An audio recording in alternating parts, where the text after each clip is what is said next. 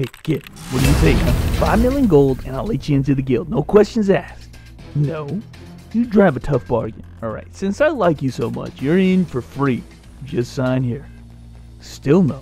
Are you kidding? What a stalwart negotiator. Okay, fine. I'll pay you 5 million gold to join. Seriously, you're not even making sense now. Look, don't you want this fine legendary insignia I've got going on? It's all glowy and stuff. Buckin, what the fucking are you doing, man? Nice insignia you got going there, by the way. Rick, just the guy I wanted to see. This newbie here said he doesn't know or care about insignias. The fuck did you just say, kid?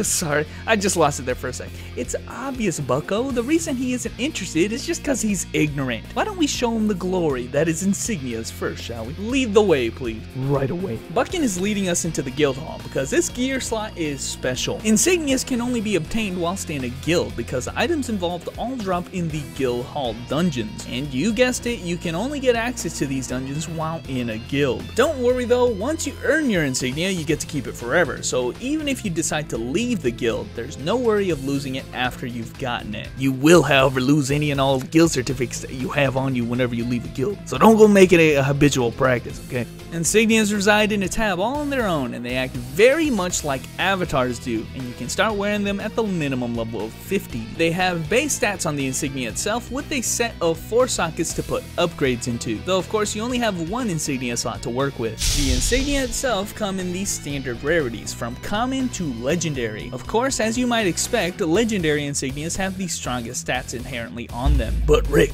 tell him the cool part of the insignia rarity. Right. Unlike all other gear in this game, the insignia rarity also actually plays an aesthetic, albeit completely useless role as well. Unique and higher rarity insignias will display your guild sigil above your character's head. Legendary insignias also have a glowing orange vape cloud as well. The guild sigil can be changed by the guild leader in this window here, which allows them to select a pair of wings and the sigil. So where can you get insignias? Like I said, they drop in guild dungeons rarely from the bosses, though generally the highest rarity that I've seen in this manner is unique. You can also get up to unique rarity insignias from guild dungeon bonus boxes. If you want to take insignias seriously though, you can't settle for anything less than the top, legendary rarity, of which you can get in 2 ways. One way is to use the insignia craft feature here at Court Supplier Onday, to allow you to combine insignias of a lower grade to upgrade to a higher one, exactly in the same manner as the synthesize feature at Daphne and the card combine feature at Abello. You can put in a minimum of 2 and a maximum of 4 insignias of the same rarity to have a chance at getting back a random one of a higher rarity. Rates are incredibly low, and because there are a lot of different stat possibilities available for insignias as there is, this is not a consistent method to get the one that you want. That leaves just one final method. After you unlock the final guild dungeon, Hall of Eternity,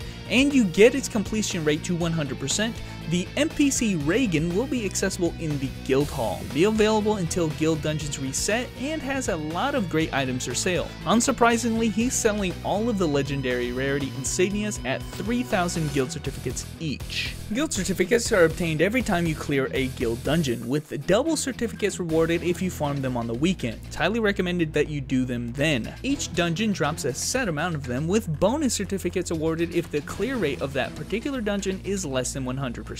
Getting a legendary insignia ultimately becomes a tireless grind to get the 3,000 guild certificates needed to purchase the insignia from Reagan. Now, while this may seem like a troublesome task, and it undoubtedly is, it's pretty shameful not to have a legendary insignia. I don't think there's anything more shameful in this game, actually. And I tend to agree with Buckin. Unlike damn near every other system in the game, a legendary insignia cannot be purchased and doesn't require an ounce of RNG or expensive materials. The insignia is only earned by rigorous grind. There are no shortcuts here. If you have full epics, high reinforcement rates, enchantments, and everything that I've described so far in this guide, but you don't have a legendary insignia, then you've proven to everybody that you're just some combination of lazy and or rich. Neither of which demonstrate how much effort that you've put into your characters like insignias do. You've really got no excuse. Just realize that you've only got to do this feat once, and you're set for life on that character. Just make sure that you don't leave your guild midway through farming one, because then your guild certificate count again gets reset back to 0. You'll get a significant boost in stats from the legendary insignia itself, and set yourself up for even further improvements to it. From here, you've got 2 other means of making your insignia stronger: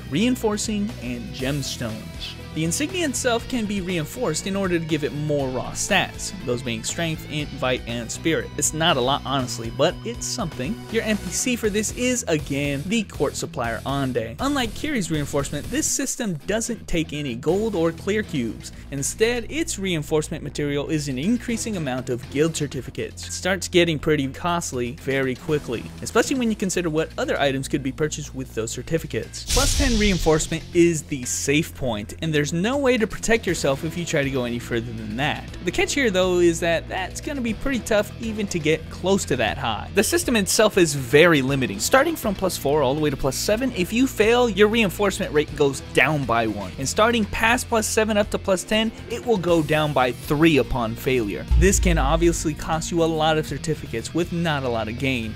I'll be honest, I have mine at +7 and I think I'm pretty satisfied. But if you want to be ultra respected in the Insignia game, then shooting for +10 is about as noble as it gets, albeit not very impressive stat wise. What will give you a noticeable stat hike though is gemstones. Gemstones are analogous to emblems for avatars. You're allowed to embed up to 4 gemstones into your Insignia, but once you embed them in, you are unable to remove them. They can only be replaced. Gemstones have rarities ranging from common to unique, with each rarity giving more potent stats. The following stats are available for gemstones, and you can use any combination that you want, but only 1 gemstone of each type is allowed. So no, I can't put 4 water elemental gemstones, but I can put 1 water and 1 fire if I so choose. Not surprisingly, gemstones are a regular drop in Guild Dungeon. You get the common and uncommon ones quite often, with rare dropping very rarely. If you want the best of the best though, you're gonna need to combine for it again here at Court Supplier Ande. By now, I bet you're getting tired of seeing this window. Using gemstones of lower rarity, you have a chance to upgrade to a random one of a higher rarity. The minimum number of gemstones that you can put in is 2, and you can increase your rate to the maximum by inputting 4 of the same rarity gemstones. The rates here also seem to be rather decent to upgrade to the next grade. Getting a unique gemstone is obviously the goal, but if you don't get the desired stat that you want on it, you can always combine 2 unique gemstones to get back another random unique one. At the end of it all, with a reinforced legendary insignia and the best gemstones, we're honestly only talking about some minor stats here, all of which could be mitigated by 1 or a few good enchantments or something. One could claim this entire system to just be min-maxing, but that's not the point. The point is, these are stats that you wouldn't have otherwise, and most importantly, the glory. Hey, where are you going, man? Get back here.